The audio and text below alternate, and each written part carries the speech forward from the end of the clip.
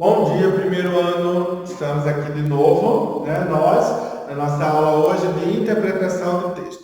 Só vou fazer uma correção, tá? Que foi uma coisinha que eu esqueci na aula anterior que eu dei, do capítulo 5 do livro 2. Se vocês repararam, está escrito ali no cantinho do quadro, vocês repararam que está escrito literatura.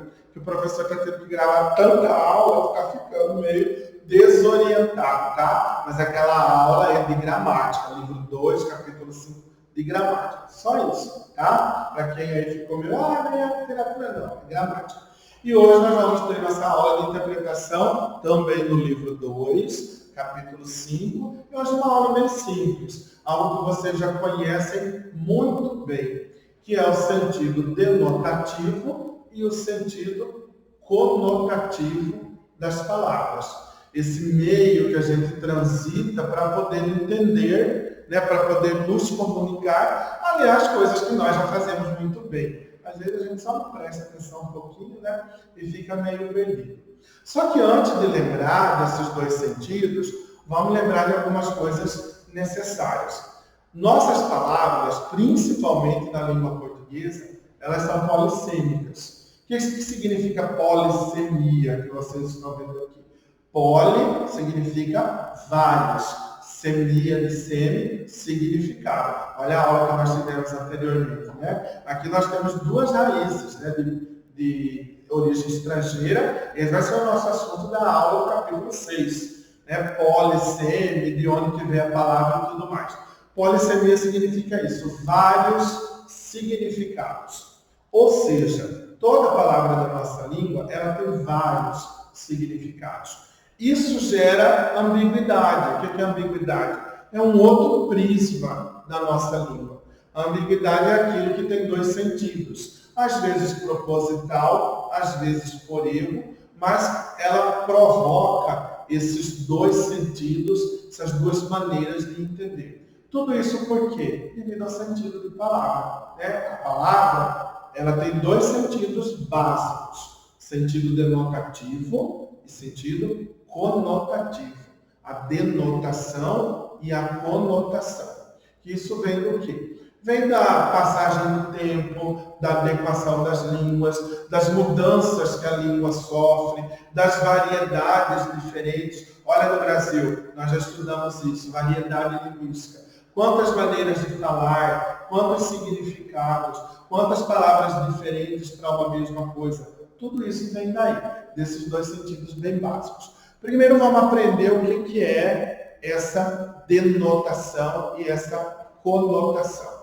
Quando nós falamos denotação ou sentido denotativo, nós estamos falando do sentido literal, sentido restrito, objetivo. É aquele que não depende de contexto. Se você fala, por exemplo, ventilador, você está se referindo ao objeto. Ele não precisa de contexto. Ventilador é ventilador, pronto e acabou. É isso aí. Se você falou televisão, cadeira, cigarro, ele não depende de nada. É o que é. É o sentido pleno. É o primeiro sentido que vem no dicionário. Quando você vai no dicionário, você tem lá os números, né? Você é palavra, aí você tem informando se é um bom dicionário, né? Obviamente. Você vai ter lá a informação se ela é substantivo, se ela é adjetivo, enfim, se ela é preposição, se ela é masculina ou feminina. Você tem a separação de sílabas dela e aí vem os significados. Por número. 1, 2, 3. O número 1 é o sentido literal, é o sentido denotativo, é o sentido base, sentido primeiro. Janela é janela. Esse vão, esse espaço que a gente tem na parede. E não mais do que isso. Esse é o primeiro e único. Tanto que sentido literal ou sentido denotativo é só um. Você não trabalha com vários. É um só. Por isso que bula de remédio tem escrito em sentido denotativo.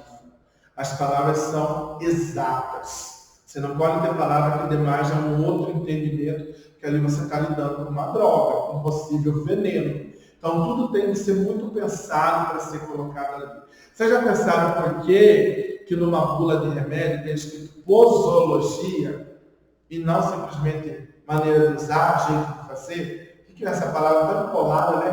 Posologia. Posologia vem de poison, vem de veneno. Aqui isso quer dizer o quê? Se aquela posologia, se aquele modo não for seguido exatamente como está ali, você pode se envenenar.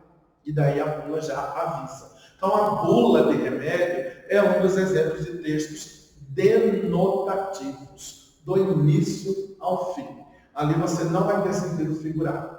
Todos os elementos vão estar ali, as palavras exatas, difíceis, porque um texto denotativo ele é mais difícil de ser feito. A figuração ajuda muita gente a escrever, a falar. No texto denotativo ele é mais complexo, mas ele tem esse sentido literal, sentido chamado de real. Ele não muda e ele não depende do contexto. Já o sentido conotativo, olha aqui, que no meu fica ladinho para vocês enxergarem, né? Começa aqui e termina aqui.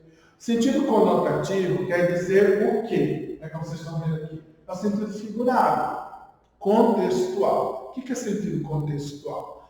Depende de um contexto, depende de uma situação. E aí ele pode variar. A mesma palavra, principalmente na nossa língua, pode variar de significado, de sentido, de acordo com a situação, com o contexto em que você a utiliza. Então, diferente do denotativo, que não depende de contexto nenhum, o conotativo vai depender. E aí, no dicionário, o que você vai ter como sentido conotativo? A partir do sentido 2.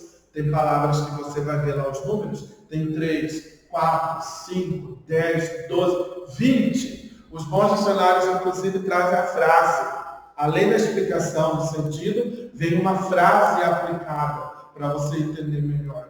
Então, tem palavras na nossa língua que tem 20 significados diferentes, dependendo do contexto. Isso é o sentido figurado. Isso é a conotação, sentido conotativo. Enquanto o sentido denotativo ele é objetivo, ele é restrito, ele tem objetividade, o sentido conotativo vai ser subjetivo. Subjetividade vai agir de acordo com a situação de uso em que você tem. Vamos pegar na nossa língua o maior exemplo de sentido conotativo, de conotação. Os provérbios populares, os ditados, antigos ou novos. Quando você diz assim, quem semeia vento, colhe tempestade. Imagina isso. Imagina você, né? Causa o vento, vai lá, né? Planta o ventinho, aí vai nascer, mas não. Né? Para você entender isso, quem semeia vento, esse vento pode significar dificuldades, sofrimentos, raivas, vinganças, más atitudes. Vai colher tempestade, vai vir tudo em cima de você. Né? Você pisou nos outros, vai ser pisado também. Né? Você cuspiu para cima, vai voltar. Quem cospe para cima cai na testa. Isso tudo é figurado. Olha quantos significados, em quantas situações você pode aplicar isso. Quem ama, cuida. Outro exemplo. Em casa de ferreiro, espeto de pau. O que significa isso? Casa de ferreiro. Cara, aí você pensa em sentido literal. Porque o literal é a base para a gente entender o figurado. Casa de ferreiro. O cara ferreiro, ele trabalha com armações, com tudo, mas na casa dele não tem ferro, o espeto é de pau. Por quê? Ele faz uma coisa, mas ele não pratica. Né? Quem não ouve conselhos, conselho ouve ele. Olha bem isso também. Tudo isso é conotação. De grão em grão a galinha enche o papo. Né? Isso aí, sentido, tá? Agora, imagine se você não tivesse isso. Você tivesse que escrever isso em sentido denotativo, objetivo, igual a bula de remédio. Esse de grão, imagina, de grão em grão, a galinha enche o papo. Primeiro, o que é grão? Você teria que procurar um sentido exato para grão. Podia escrever qualquer coisa, não. Semente? Não pode. Carocinho? Também não pode. O que é um grão? Um grão é uma unidade de cereal. Aí você já teria que escrever assim. De unidade de cereal em unidade de cereal, A galinha, imagina para você fazer um tratado científico da galinha. Eu nem sei como é tudo. Você tem que dizer que ela é uma ave da família das galináceas, bípede, com crista. Mas só você falar galinha. Você dá a ideia exata de que é a galinha. Não é uma ave qualquer. E o pato, então? Aí lascou tudo, né? Como é que você escreve esse pato? Como é o nome do pato científico em sentido denotativo? Então, por isso que o denotativo, ele é sempre muito mais complexo, muito mais difícil do que o conotativo. Olha a poesia, por exemplo. Eu sempre falo para vocês que a poesia é a arte de você dizer muita coisa em poucas palavras. Algumas pessoas têm esse dom, né? Elas sabem colocar em um verso uma coisa que você levaria horas para explicar. Isso é o quê? Sentido conotativo. A linguagem literária utiliza tanto esse sentido conotativo exatamente por isso. Olha só aqui no campo. Na conotação da subjetividade, ele está ligado às figuras, ele está ligado ao sentido. Então, quando nós trabalhamos com esses dois sentidos, você parte sempre do literal para entender o figurado. Em frases simples, os olhos são a janela da alma. O que isso tem a ver? Porque janela é vão, janela é por onde você enxerga uma amplidão maior de coisas. E os olhos são a janela da alma, porque às vezes, pelo olhar de uma pessoa, você consegue supor mais ou menos como ela é. Então vejam a importância desses sentidos. Então o que nós temos aqui?